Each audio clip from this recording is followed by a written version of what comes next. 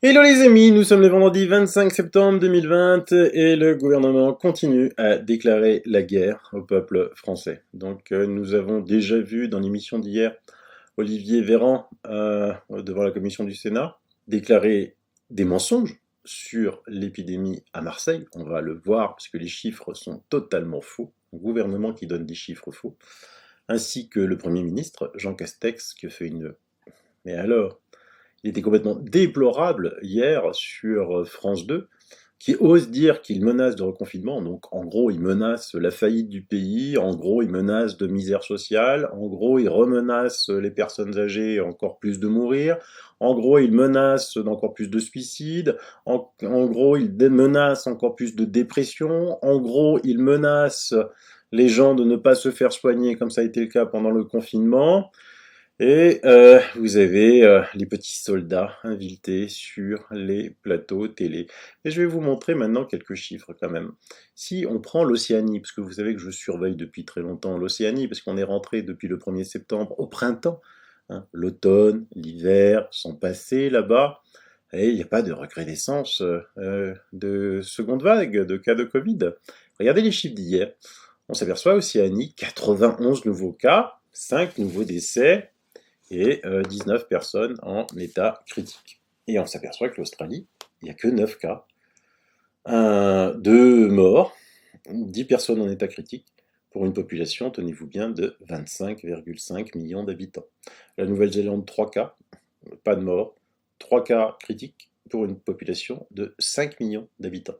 Regardez en dessous, French Polynesia, les Polynésies françaises, 75 nouveaux cas, 3 morts, et 5 personnes en état critique, pour une population de, tenez-vous bien, 281 000 personnes.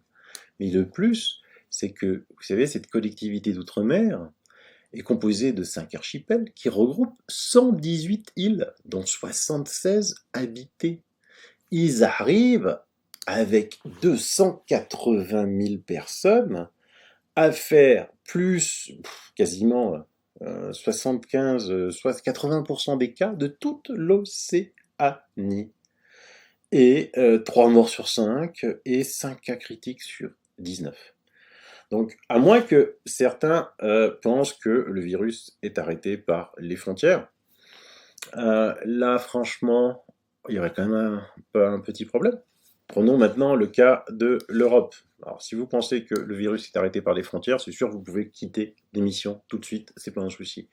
Le cas de l'Europe, hier, la France a totalisé 16 000 cas. La Russie, qui compte 150 millions d'habitants quasiment, en fait 6 500. L'Italie, 1700. L'Allemagne, 2000. Alors vous connaissez les énormes manifestations qui ont lieu en Allemagne partout. C'est des pays qui n'ont pas de distanciation sociale, c'est des pays où le port du masque n'est pas obligatoire à l'extérieur, c'est des pays où on peut aller librement dans les bars, les restaurants, les discothèques.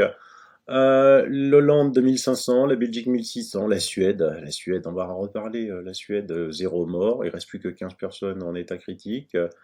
Alors certes, le chiffre de la Suède, 581 de la mortalité, est plus élevé que celui de la France, qui est à 483, mais la France, avec le nombre de morts, vous voyez, 52 hier, 0 en Suède, bah, va commencer petit à petit à rattraper également la Suède. Mais je vous rappelle aussi que la Suède n'a pas cassé son économie, il n'y a pas des gens qui se sont suicidés, beaucoup moins qu'en France, il n'y a pas des gens qui prennent des antidépresseurs, et les gens ont été soignés des autres maladies, ce qui n'a pas été le cas en France. Donc, qu'est-ce qui se passe en France? Soit, une fois de plus, admettre qu'il y a un virus français et qui ne se transmet pas de l'autre côté du Rhin. Hein. Par exemple, moi ici, j'habite à Strasbourg, on est en zone rouge, port du masque obligatoire. Je traverse à pied le Rhin, et je suis à Kiel, en Allemagne, il n'y a pas de port de masque, et c'est en zone verte. C'est pas une démonstration pour vous prouver qu'il y a quelque chose qui ne va pas. Les tests, certainement, puisqu'en Allemagne, on limite les tests à 25 cycles. En France, on ne sait pas. C'est gardé secret. Bah, c'est normal, parce que sinon, on s'apercevra que tous ces tests sont faux. Et regardez l'Afrique. L'Afrique, 1,5 milliard d'habitants, hier, totalité du continent africain, a déclaré 2 fois moins de cas que la France, 8 100 186. Et encore, avec les deux pays, Maroc et Sud-Afrique, qui déclarent beaucoup de cas, mais regardez la mortalité du Maroc. Le Sud-Afrique, c'est le seul pays où l'hydroxychloroquine n'est pas prescrite, hein. 53 morts pour 1 million d'habitants au Maroc, avec des infrastructures sanitaires moins bien performantes que celles de la France. Que dire des autres pays? On prend de la chloroquine partout. Donc ces chiffres-là, bah, montrez-les, parce que, à mon avis, si quelqu'un a une explication, outre le fait que les tests français sont faux et que les soins français ne sont pas bons, il n'y en a pas d'autres. Il n'y en a pas d'autres. Et alors ce gouvernement en ce moment est si mauvais. Vous avez un ministre de l'Éducation qui va visiter une école et qui fait des fautes de grammaire. Vous avez Olivier Véran qui donne des faux, Jean Castex qui donne des faux, qui dit qu'il n'a même pas téléchargé son application Stop Covid. C'est pas possible d'être aussi nul. Donc soit Macron va les virer tous et puis se poser en sauveur de Marseille et de compagnie, soit il y a quelque chose d'encore pire qui va arriver. Pour vous le prouver, ben, écoutez, je vous laisse plein de liens. Véran galère et dépense des millions pour des tests PCR inutiles avec un rendu trop tardif. La solution promise, les tests anti-hygiéniques. Malheureusement, ces tests sont foireux. Pour éviter de perdre encore une fois la face, il met la France en rouge. Le professeur Raoult, regardez comment le Parisien traite le professeur Raoult, le controversé microbiologiste. Ah bon, il est controversé? Mais non, d'abord c'est un infectiologue, il est classé numéro 1 au monde. Il est controversé juste par les médias français qui sont nourris par les milliards et les millions qui sont donnés par l'État à nos impôts, parce que sinon vous n'existeriez pas, le Parisien. Sans les subventions de l'État, le Parisien, vous n'écririez pas des conneries pareilles. Sans nos impôts, vous n'écririez pas cela. Donc arrêtez de dire controversé microbiologiste. Il est controversé que par vous, les médias fake news, et personne d'autre, hein. Et donc tout en bas, ils disent le sulfureux de Didier Raoult. Voilà, ça c'est des méthodes journalistiques pour que les gens qui lisent, ils disent ah oui celui-là il est toc toc, hein, les pauvres gens qui lisent uniquement le Parisien, qui ne s'informent pas par ailleurs, hein. Hélas, professeur Raoult, il n'est pas sulfureux, il n'est pas tout seul. Il y a des millions de médecins dans le monde maintenant, il suffit de regarder la base Sermo qui traite l'hydroxychloroquine et l'azithromycine, il faudrait peut-être se renseigner, le Parisien. Franchement, que mes impôts servent à vous, au fait que vous continuez à pouvoir écrire de telles idioties, ça me fait mal au cœur, hein. Et donc, le Premier ministre, hier, en plus, sur les plateaux de télévision, enfin, Corinne, elle est gentille, là, elle dit on vous a trompé, mais comment on peut tromper un Premier ministre, hein?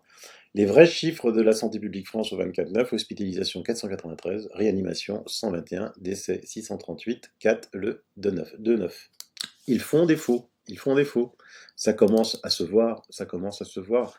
En plus, on continue à inviter sur les plateaux télé, encore là, un type, là, le professeur Jean-Paul Stahl, spécialiste des maladies infectieuses, mortalité en Suède 4 fois supérieure qu'en France. 4 fois supérieure qu'en France.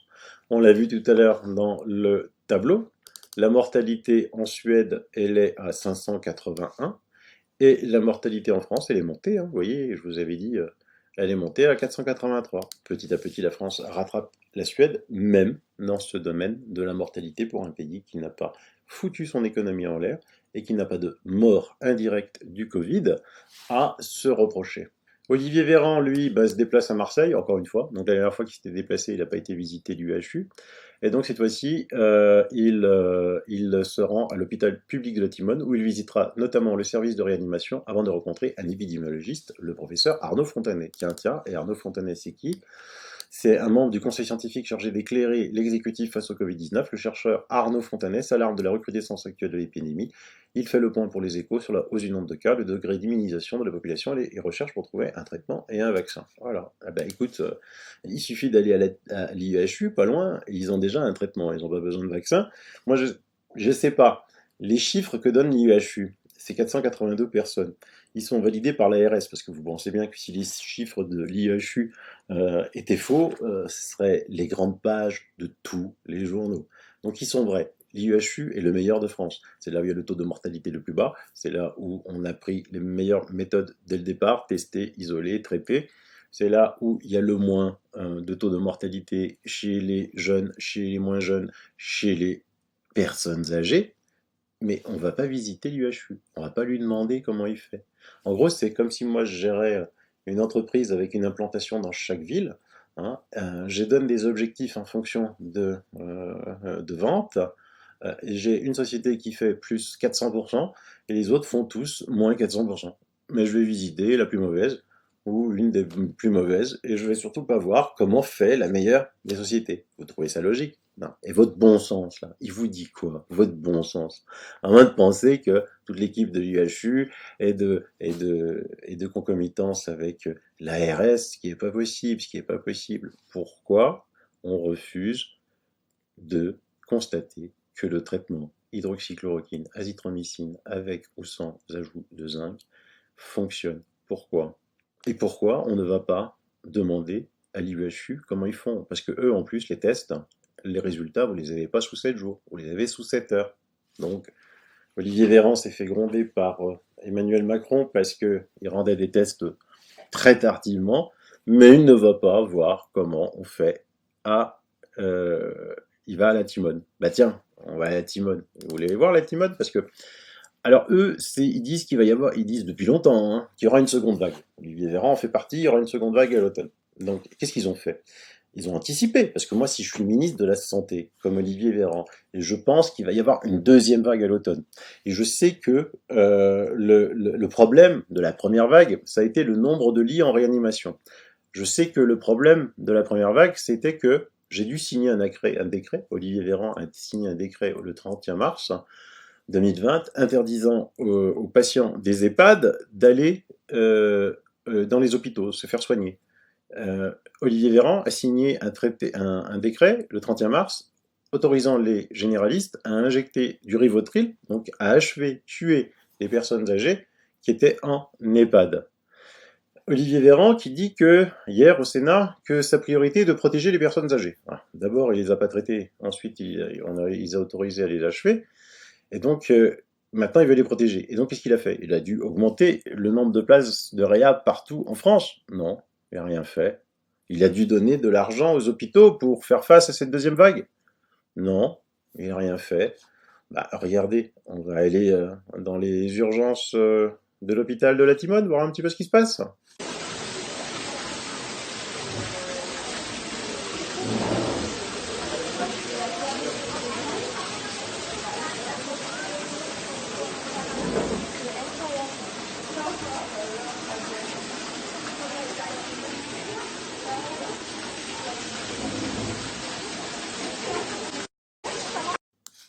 Ah, c'est pas des fake news.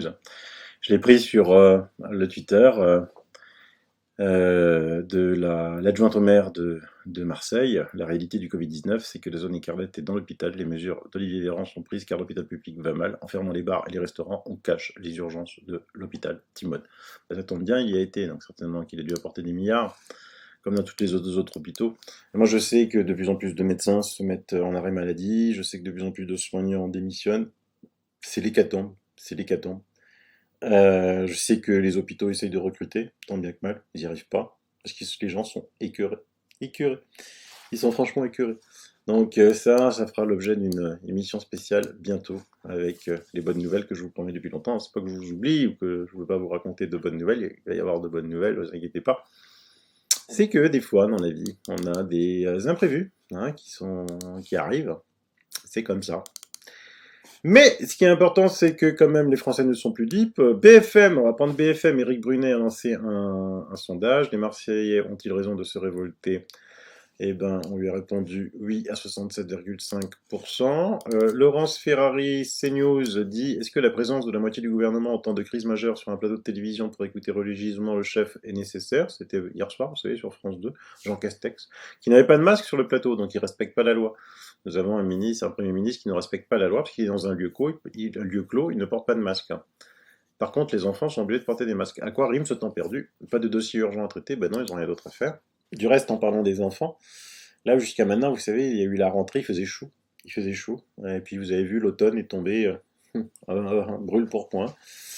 Et là, ma fille est rentrée, elle avait très froid. Je lui ai dit: mais qu'est-ce que t'as? Pourquoi t'as très froid? Elle fait: papa, à côté de la fenêtre, j'étais à côté de la fenêtre, il pleuvait, il fait froid. C'est vrai que les températures n'étaient pas gigantesques aujourd'hui.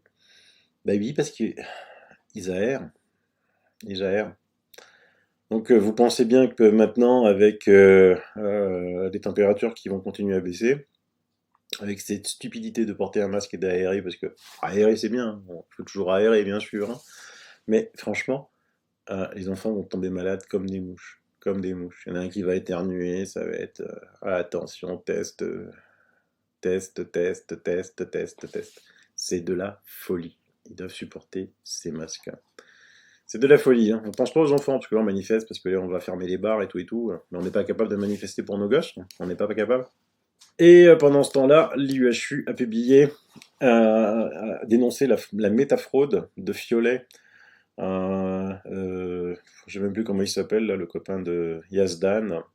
Ils ont fait dans la lignée du Lancet Gate, cette étude ne sert qu'à blanchir les autres études bidonnées afin de soutenir la propagande, fake chiffres, fake news, stop.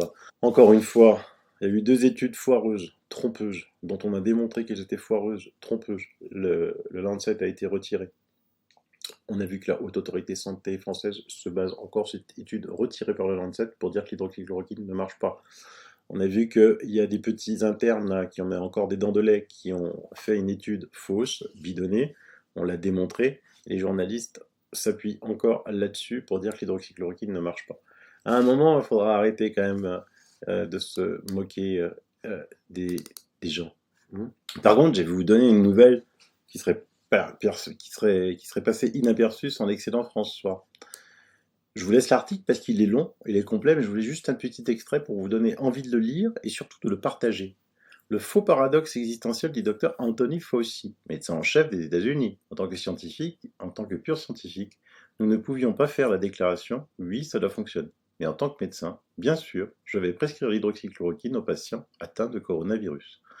Le docteur Fauci, contre l'usage de l'hydroxychloroquine et en faveur du remdesivir au début de la pandémie, se dédouane finalement en assumant le devoir du médecin pendant que les décideurs français continuent de perdre la France sur un chemin nauséabond et sans issue. Vous vous rendez compte, Fauci, qui avait interdit l'hydroxychloroquine sur la base fausse du Lancet, qui depuis le mois de mars disait le remdesivir de Gilead, le remdesivir de Gilead, vient de se rétracter et dit qu'il peut prescrire de l'hydroxychloroquine.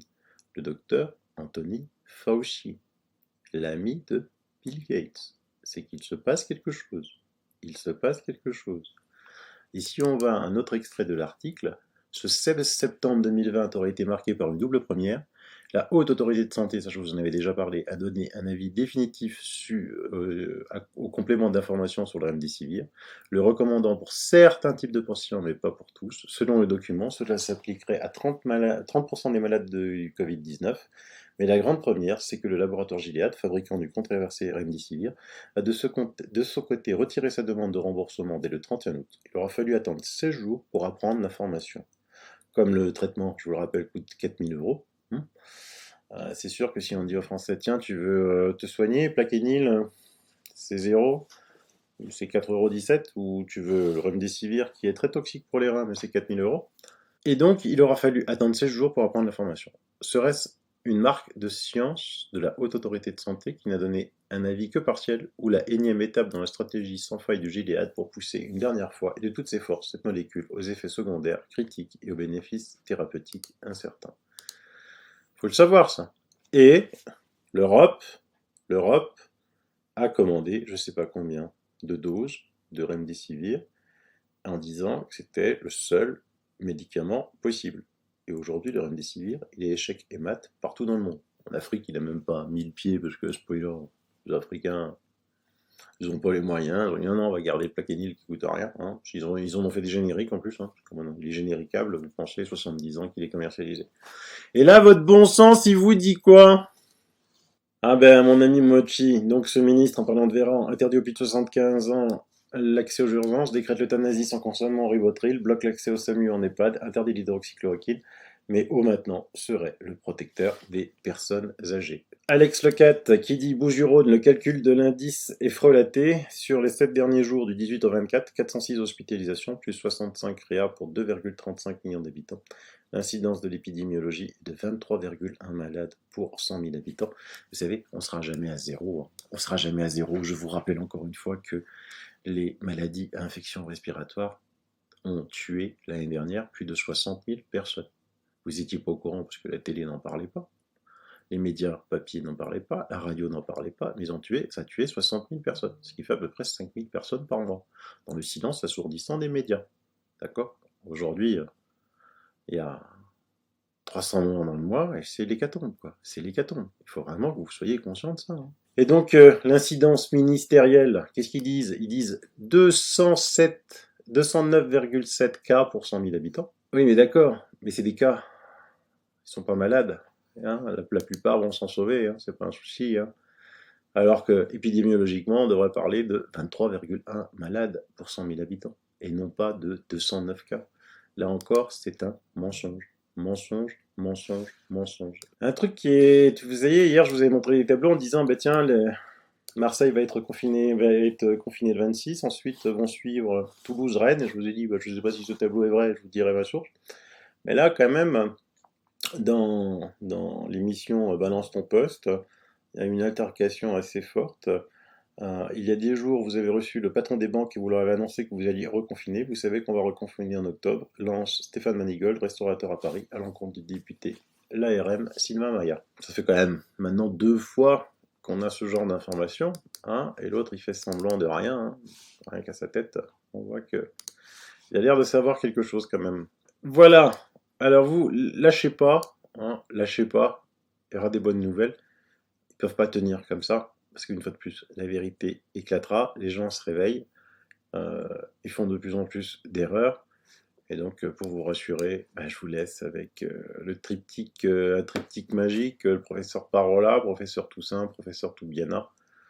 Heureusement, on les invite encore, mais les gens n'écoutent pas, ils ont peur, Donc aidez-les à ne plus avoir peur, demandez-leur s'ils pensent que le virus s'arrête aux frontières, montrez-leur les chiffres, et parce que même si la Polynésie française ne transmet peut-être pas hein, les chiffres tous les jours, seulement tous les 2-3 jours, avec 280 000 habitants par rapport à l'Australie, 25 millions d'habitants, ça fait 1%. Donc même, elle peut même transmettre une fois tous les mois. Hein. C'est déjà beaucoup trop, beaucoup trop. Mais elle ne transmet pas tous les mois, je crois qu'elle transmet tous les 2-3 jours. Et donc, vous voyez bien qu'il y a un problème. Et je vous invite à venir ici, hein, en Alsace. Je vous emmène de l'autre côté du Rhin, voir tout se passe bien. Vous avez notre ami Richard Gountry, la minute de Ricardo, qui s'est baladé dans tous les pays du Nord, Norvège, Suède, il a fait la Hollande, vous voyez que tout va bien. Moi, je vous assure que mes amis italiens, maintenant, me demandent, mais qu'est-ce que vous faites en France, quoi? Qu'est-ce que vous faites en France? C'est grave quand même, hein. Les Allemands, je vous en parle pas. C'est catastrophique. Donc tout ça va durer encore. On attend les élections américaines. Mais il ne faut pas croire que les élections américaines, c'est le 4 novembre et le 5 c'est fini. Hein. Non, parce que le président ne sera pas désigné le 5 novembre, ça va être un méli-mélo. Je pense que mi-décembre, ça devrait être réglé. On a encore un peu à tenir. On va essayer de, quand même, pour nos enfants, de leur faire passer un très, très joyeux Noël. Allez, c'est notre objectif et je vous laisse avec ces 3 fantastiques, histoire que vous remettent un peu le peps, les bonnes nouvelles arrivent. Bye bye, bisous. Nous sommes dans des situations dans lesquelles les conseils et les conseillers qui ont été réunis à partir du mois de mars dans un comité politico-sanitaire n'ont pas discuté de la science, mais ont été à la tentative de justifier un certain nombre de décisions qui n'ont pas permis ensuite de revenir à un débat serein. Nous appelons à ce que ce débat retrouve sa sérénité sur des valeurs et des discussions fondées sur la réalité. Ils ont mis en place une mesure très très forte qui consistait à confiner tout le monde. Vous voyez, cette mesure-là, on ignore encore aujourd'hui quelles vont être les conséquences de cette mesure. Et ils nous disent, au bout du compte, oui, mais si on ne l'avait pas mise en place, on aurait eu beaucoup de morts. En gros, les 500 000 morts qui avaient été annoncés, c'était si on ne faisait pas de confinement. Or, on a fait le confinement et on n'en a eu que 20 000 ou 30 000, bon, enfin, en comptant les EHPAD. On va dire 30 000. C'est là où il y a une erreur de causalité, c'est de dire que Les 500 000 morts qu'on a évités, c'est grâce à la mesure qu'on a mise en place. Il y a 2 événements qui arrivent en même temps, donc c'est la co-occurrence, épidémie et mesures contre l'épidémie. Et puis à la fin, on nous dit, eh bien voilà, le résultat qu'on obtient, c'est grâce à la mesure qu'on a mise en place. Cette causalité-là n'existe pas. Et en réalité, la mesure n'a servi à rien du tout. On aurait dû avoir une seconde vague immédiatement au déconfinement, et cette seconde vague n'a pas eu lieu. Le confinement, c'était une folie dingue. Mais aujourd'hui, si vous voulez, le même raisonnement continue. On nous annonce, par exemple, une seconde vague. Il y a une forme de construction autour des mesures prises contre cette épidémie. Cette construction, c'est-à-dire port du masque, etc., tout ce qu'on sait, elle s'écroule comme un château de cartes si le postulat de la seconde vague tombe. Là où il y a un piège, c'est qu'on peut nous dire, ah bien, si la seconde vague n'a pas eu lieu, c'est parce qu'on a mis en place justement ces mesures. Et vous comprenez que là, il y a une deuxième fois la même mécanique, si vous voulez, la même confusion entre plutôt corrélation, c'est-à-dire co-occurrence de 2 événements, et causalité, c'est-à-dire que l'une en réalité n'est pas la cause de l'autre. Un chiffre qui n'est pas sorti hier, mais ça je suis sûr que vous l'avez vu, il y a une seule région à Marseille où le fameux R0, vous savez, le potentiel, il y a une seule région de France pour laquelle le R est inférieur à 1. Vous savez où c'est? Vous savez pas? Vous avez vu ce chiffre? Non, c'est à Marseille, c'est dans le sud. Bizarrement, il a été oublié, mais ce sont des chiffres, c'est Santé publique France. C'est pas l'IHU, c'est pas Parola, c'est pas Didier Raoult. Regardez ça. Ça pose problème quand même, ce que dit le professeur, docteur Parola. Ça pose problème, mais ça pose le diminution des tests, diminution du nombre des hospitalisations à Marseille. Précisément là où est le souci, c'est-à-dire l'interprétation des chiffres, tant et si bien que les chiffres soient transmis dans les bonnes conditions. Je vous rappelle que ce week-end, on a eu 376 décès supplémentaires en France qui ont ensuite été dispersés de façon ahurissante. La première parce que les 123 patients décédés dans un seul hôpital de l'Essonne étaient en fait décédés sur l'ensemble des 3 mois de l'été.